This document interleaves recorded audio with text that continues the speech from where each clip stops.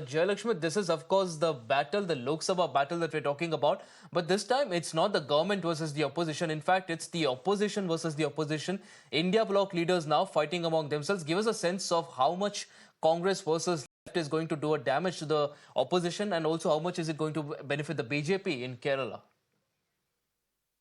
Yeah, certainly, when it comes to the state of Kerala, cpim versus Congress has always been the history, and it has always been the alternate tenures that these two parties were continuing in this in the history of Kerala. But this time, now you can see, it's a very different game because BJP has emerged as a very strong fighting candidates here. In fact, all over the state of Kerala, you can see all the BJP candidates who are fighting, who are putting up a very tough fight for as a competition to the India alliance that we call.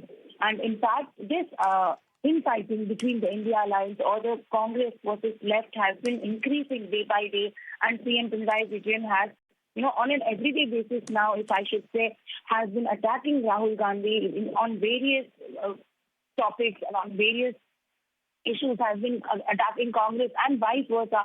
Every time they campaign or rally or vote show, this is pit against each other by the fact that, even though they are of the same party and the same alliance, they are not seemingly to go well inside the state of Kerala. And that probably is one of the main points that the BJP has been picking out as, in fact, when they are campaigning and trying to make the people of Kerala understand that it is this just the alliance only works outside the state of Kerala and not inside.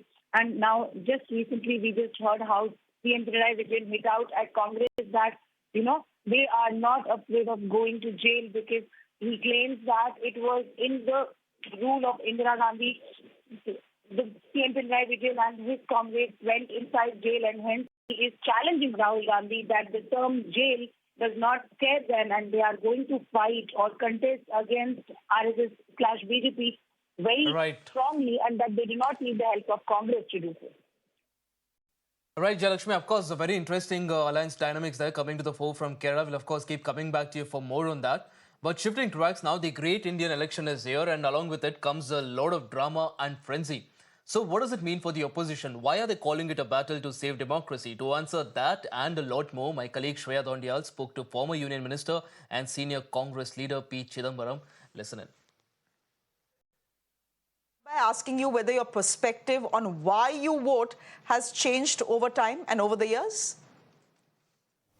On the contrary, the reasons why I vote for the India combination have gained strength, have gained more relevance.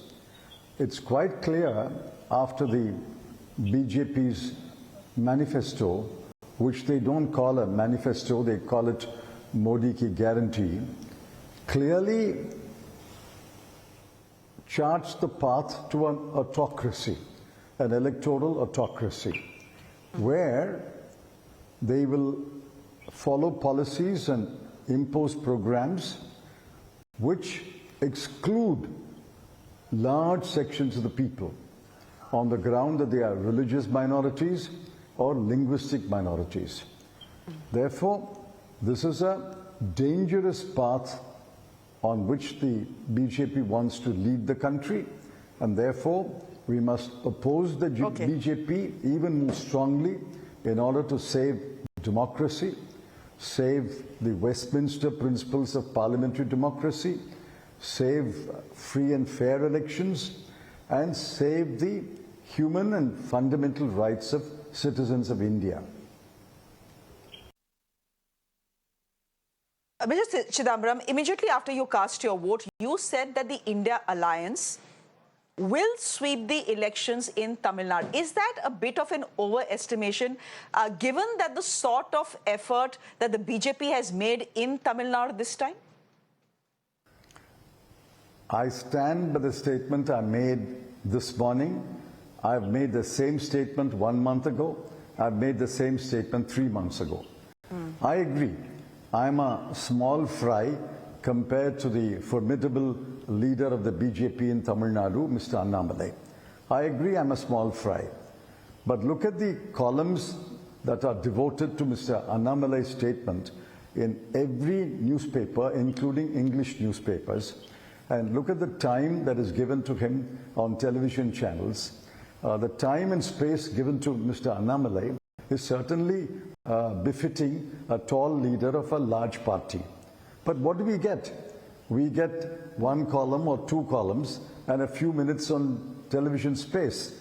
Therefore, they have built the image that of a formidable leader of a formidable party.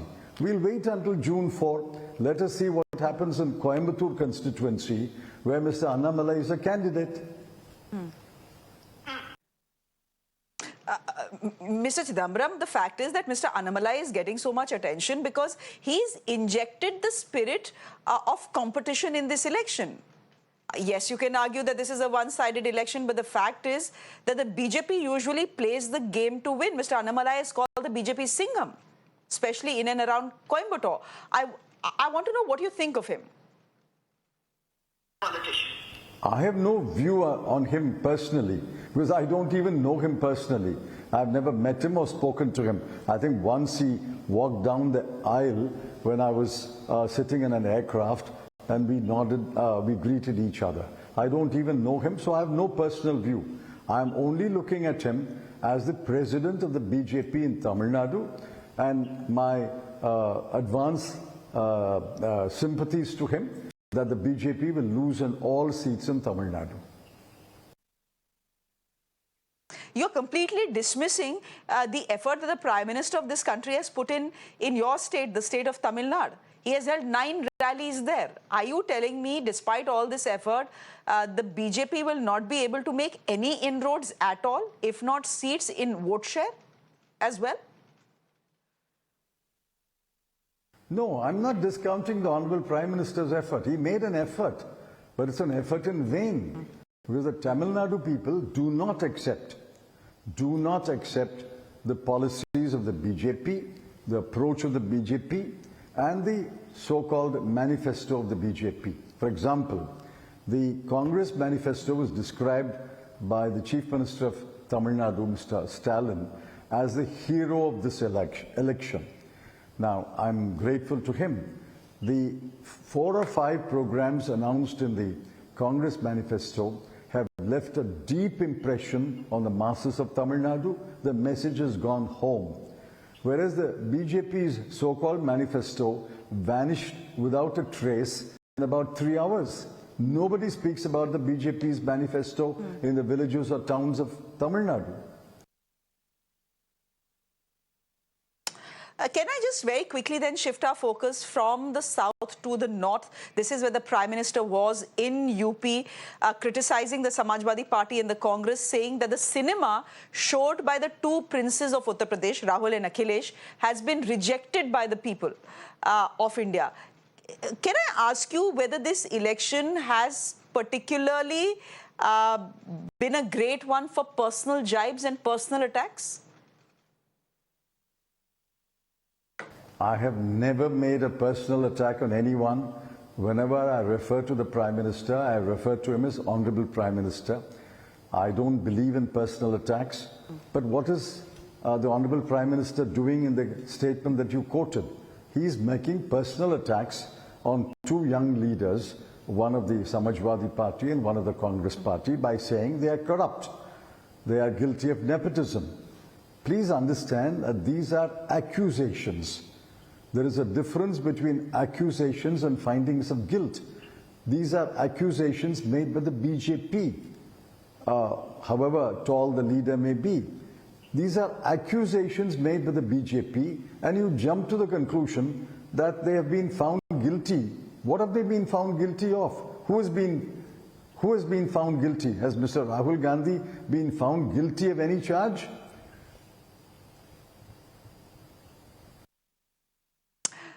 Well, no, not so far. Mr. Chidambaram, we leave it there for the moment. Thank you very much for joining us.